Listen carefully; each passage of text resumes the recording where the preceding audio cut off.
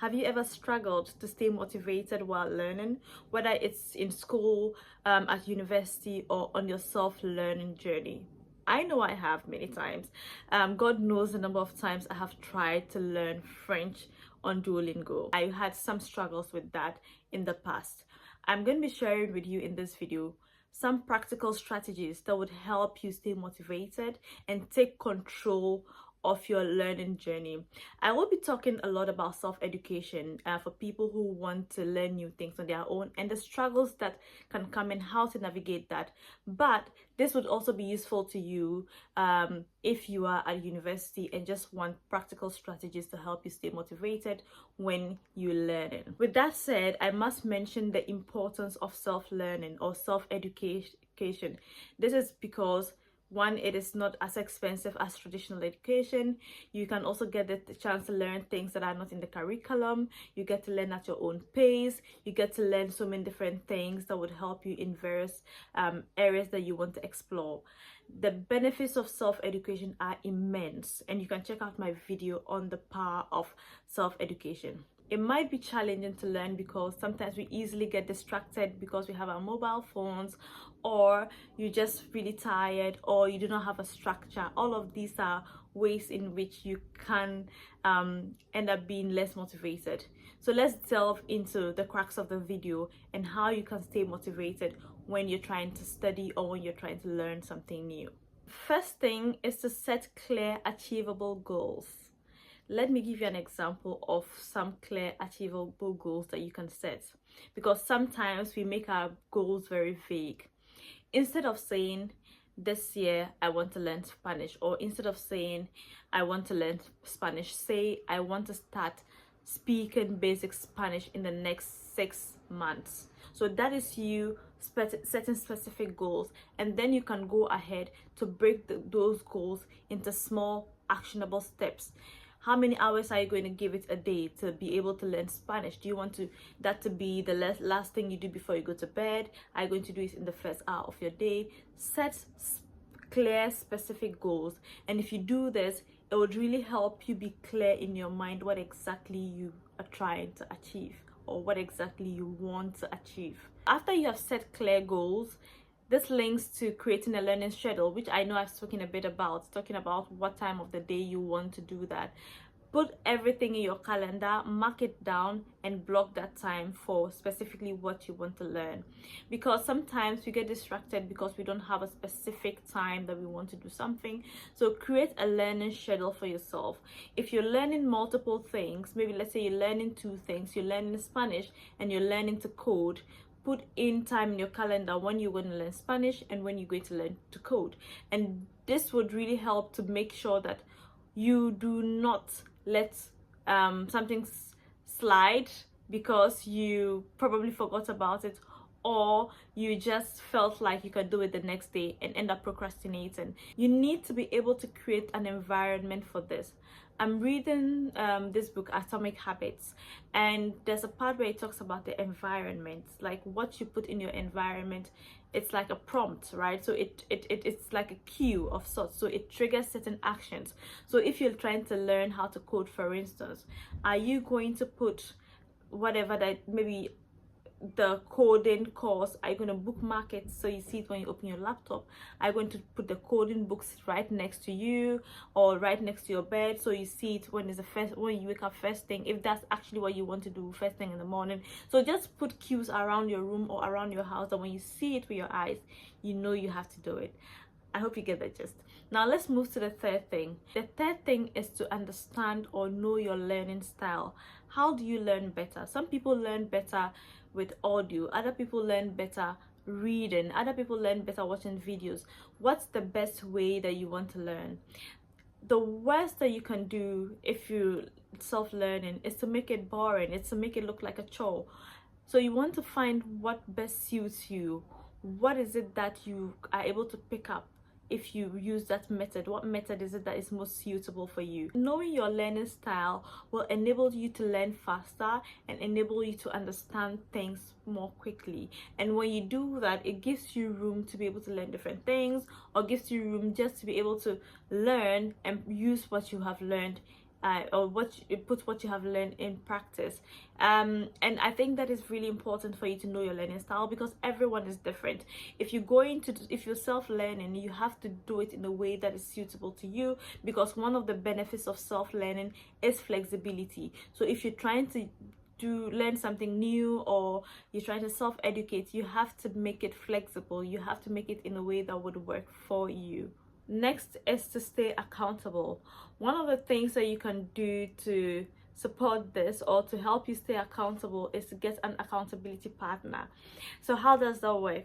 Getting an accountability partner is basically getting someone else who has your best interest at heart and would prompt you when you're going astray, or you can share your goals with them and then they'll keep you accountable to those goals. So if you do not trust in your ability to keep yourself accountable, you can get someone else to keep you accountable. That is one of the ways in which you can keep yourself accountable. If you do not want to get an accountability partner, you can use other strategies, like having, at the beginning of the week, you can have certain goals that you would set for yourself and come back to it and check in with yourself to see if you have actually met those goals. And that is also another way that you can keep yourself accountable. Alternatively, you can join groups of people who are trying to achieve the same thing, whether it's on Facebook, if it's on Reddit, wherever it is that you know that you have people who have the same goals and aspirations and are working towards them. Then you can be in that goal, and then you'll be more inspired to do the work because you're surrounded by like-minded people. So either find yourself an accountability partner or a community, or find right strategies like what I shared to keep yourself accountable. And that's one of the ways in which you can actually keep yourself motivated and thrive during the self-education journey. Another really interesting thing that you can do, which I actually feel like I like a lot, is being able to reward yourself. So learn to reward yourself if you're able to reach a certain milestone. It just has to be little things, or well, it can't be little things, it can be big things depending on what you achieve, but just looking forward to something that you want to do to reward yourself after learning is great motivation. Trust me, it's something that would definitely motivate you to be able to do the work that you have to do to be able to achieve that goal. So think of rewarding yourself. Are you gonna get yourself well, I don't know, like a chocolate bar after that, or are you going to take yourself out, or are you going to buy yourself that new dress? Set goals and then reward yourself, right? It could just be sipping on a drink or something. So reward yourself when you do something, and it doesn't necessarily have to be on every single thing, but it can be on a number of things that you do. So do that to stay motivated and to reward yourself for all of the great things that you're doing. Next is to use technology wisely. We easily get distracted these days, and if you're trying to learn and your phone is right next to you, immediately you hear a notification, you're going to pick it up, right? Or immediately you remember something that you said you were going to follow up on, or you're going to check online, you're likely to take your phone. Some of the ways you can do is to turn off your notifications, or you can keep your phone in another room just away from you and focus on work. You can also try and use various websites that have very good resources, or you can use certain planners to help you plan and just avoid distractions. So if you know that sitting in your bedroom makes you want to sleep, how about you sit in a different place? Or if you know, even if you have just one room and you know sitting in your bed would make you sleepy or would make you want to watch a movie, why not sit at a desk, right? Create a desk, create some space in your room that is specifically meant for working. So try to avoid the distractions. If you know that someone calls you around a certain time, you can either tell them that I'm studying at this time and I would not be able to answer your call, or you can just turn off your notifications and keep the phone away from you. You can always call them back. So it's really important because there are lots of things distracting us, and mostly it's technology. You can also use other tools to plan. You can use Trello, you can use Asana. All of these things are project management tools that can help you plan what you're working on, or help you add some kind of structure to your work and achieve your goals. I also want to highlight that it's important to balance studying with self-care. If you only focusing on studying, you are likely to burn out. So don't forget to take care of yourself in the process, because when you do that, you feel rejuvenated and you feel re-energized, and you are in a good place mentally and also physically, which would help you get your work done. And I think it's really important to do that. Things like regular exercising, mindfulness and meditation, and yoga are some of the ways in which you can take care of yourself. Also, what you eat is important. You can just also take a walk outside in nature.